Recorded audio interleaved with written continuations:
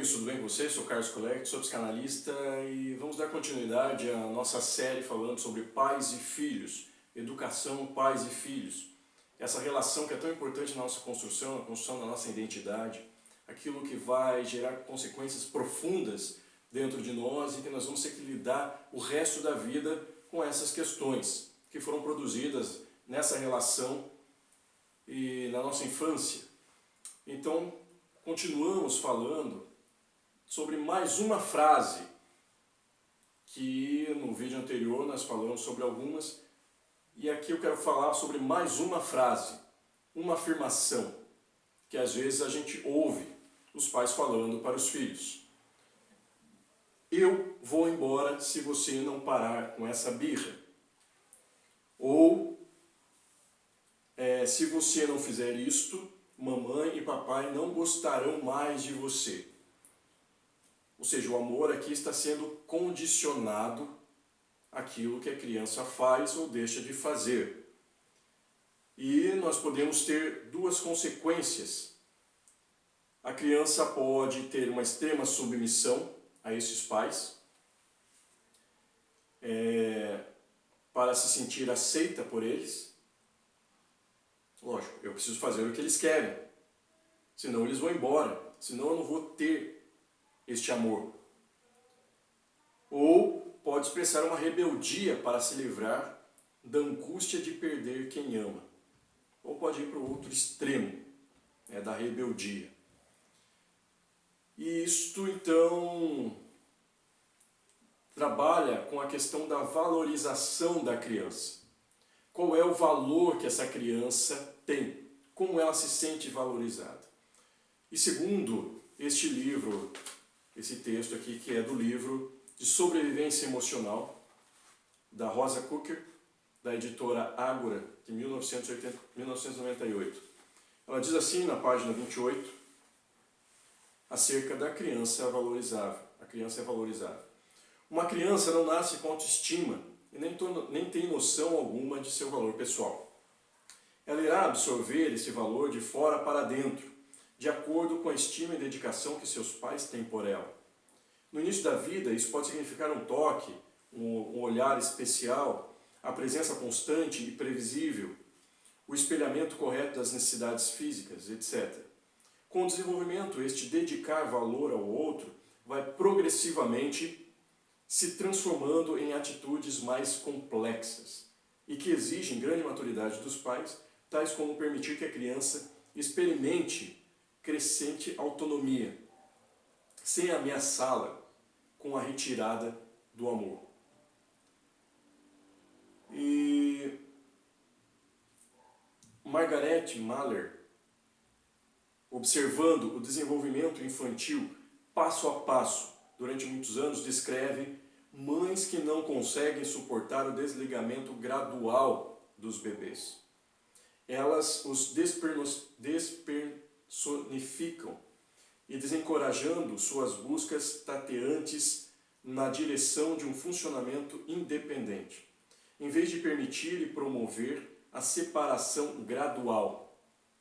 Outras mães com características simbióticas de início agarram-se aos bebês para depois empurrar seus filhos precipitadamente para a autonomia.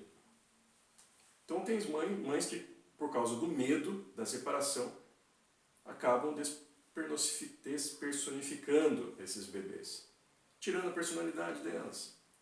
Acaba entrando num sistema de dominação, acabam tirando a identidade dessa bebê, dessa criança, dessa pessoa, para que ela não se vá. Vai tirando essa autonomia da criança. E outras que se agarram ao bebê e depois lançam essa criança. Então é prejudicial, tanto um quanto o outro. Outra forma frequente de se jogar com este poder de atribuir valor à criança é compará-la com outras, fazendo com que ela se sinta inferior ou superior a alguém. Então essa questão da valorização da criança. Além dessas frases que é dito, se você não fizer isso ou aquilo, mamãe e papai não gostarão mais de você. Esse valor da criança está sendo questionado. Que tipo de valor que eu tenho? Meus pais me amam se eu fizer isto? Está condicionado? Então, ameaçar uma criança com a retirada do amor dos adultos significativos para ela corresponde a retirar o valor que ela tem, ou, em outras palavras, consiste em dizer que ela não tem um valor intrínseco nela, mas sim relativo e dependendo daquilo que ela fizer e de como o fizer. Então a criança vai entendendo que ela não tem um valor em si mesmo, mas está condicionado àquilo que ela faz. E isso pode provocar um falso ego, porque ela não vai construir a identidade dela. Então esse sistema vai fazer com que ela não tenha sua própria identidade, mas adquira uma identidade que é projetada dos pais. O seu valor está naquilo que ela faz para o outro. E esses pais vão sendo projetados inconscientemente na mente dessa criança, que se torna adulto, e esse adulto vai estar sempre se submetendo às vontades e aos desejos dos outros, porque essa imagem dos pais está ali. Eu preciso fazer algo para ser aceito, eu preciso fazer algo para ter esse amor, para ter essa aceitação, para ter essa aprovação. E isso é totalmente prejudicial para essa criança, porque ela vai se submetendo àquilo, ela vai perdendo autonomia sobre a sua vida e ela vive sob a lei dos outros. Ela perde os limites e essa pessoa pode ter sérias dificuldades em dizer não para alguém, uma falsa humildade, ela perde os seus limites saudáveis e ela é invadida e violentada o tempo todo porque ela permite entrar em situações que ela não quer, mas ela, como ela tem dificuldade de dizer não, ela permite que pessoas entrem e abusem emocionalmente dela, porque o valor dela está intrínseco ao cumprimento do desejo do outro. Então preste atenção, né, nesse tipo de afirmação, no lidar com esta valorização do filho. Uma outra questão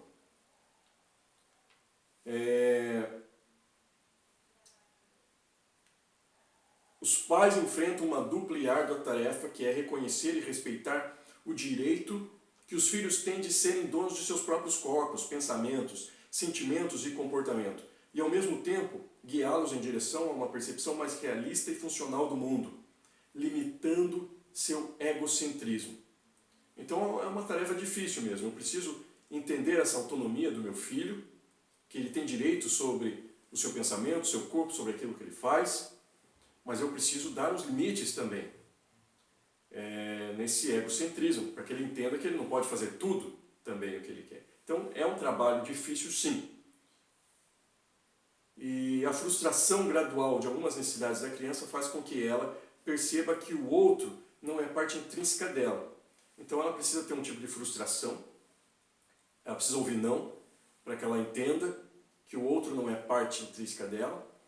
Por outro lado, toda vez que fica frustrada, a criança responde com irritação, birra e desagrado. Então os pais têm essa tarefa de dizer não para o filho, de deixar ele se frustrar para que ele entenda e construa a sua própria identidade, mas isso vai gerar desconforto para os pais. Isso é normal, os pais precisam aceitar esses impulsos agressivos sem se deixarem pessoalmente destruir por eles. A expressão da emoção é uma necessidade fisiológica do organismo em busca de uma homeostase que foi perdida, em busca de um equilíbrio que se perdeu. Se a emoção não for expressa, ela retroflete, voltando-se para o eu da criança. Assim, a raiva, por exemplo, que não pode ser dita, acaba se voltando para o próprio eu e gera sintomas e atitudes autodestrutivas. É um processo de deslocamento para consigo mesmo.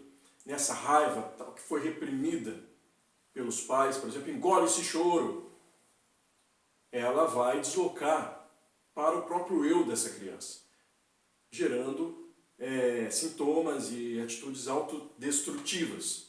Ela está se autodestruindo. E alguns pais não toleram os impulsos e emoções das crianças. Na realidade, quando as emoções são muito fortes, os adultos temem perder o controle da criança e tratam de limitá-la. Ninguém aguenta uma criança furiosa ou mesmo uma criança excessivamente feliz. elas fazem muito barulho, ficam muito excitadas e nos perturbam. Muitos pais punem de forma exagerada ou com a ameaça da retirada do amor, como vimos nessas frases que nós vimos há pouco. Se você não fizer isso, mamãe e papai não gostarão mais de você. Ou nós iremos embora, eu vou embora se você não parar com essa birra.